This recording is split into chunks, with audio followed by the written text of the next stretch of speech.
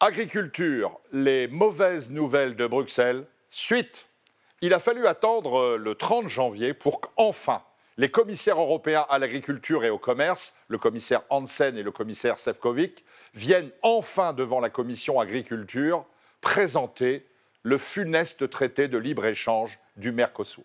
Il a été négocié dans la plus grande opacité. Bien évidemment, on n'a pas écouté les agriculteurs, on ne les a pas consultés. On n'a pas écouté et consulté les parlementaires européens. La Commission européenne, dans ce domaine, se comporte comme dans une véritable dictature. C'est d'ailleurs la marque de fabrique de cette commission dirigée par Mme von der Leyen. Alors les commissaires européens, avec de longs discours, nous ont convaincus d'une chose. Le traité de libre-échange avec le Mercosur sera une excellente nouvelle, une excellente chose pour l'industrie allemande. Les Allemands ont obtenu, bien évidemment, de pouvoir exporter dans les pays du Mercosur les voitures, leurs voitures, les machines-outils, etc.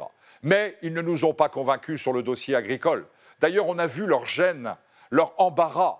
Bien évidemment, ce traité, c'est une très mauvaise nouvelle pour nos agriculteurs, pour l'Union européenne dans son ensemble, mais particulièrement pour l'agriculture française. Nous allons augmenter les importations de viande bovine, viande porcine, de volaille. Nous allons augmenter considérablement les importations de sucre, ce qui va détruire notre filière betteravière, par exemple, en France. Mais tout ça, ils s'en moquent. Ils s'en moquent parce qu'ils sont accrochés à ce dogme du libre-échange. Ce libre-échange qui nous fait mourir notre industrie actuellement, qui fait mourir notre agriculture et qui fait mourir en fin de compte toute l'économie européenne et française.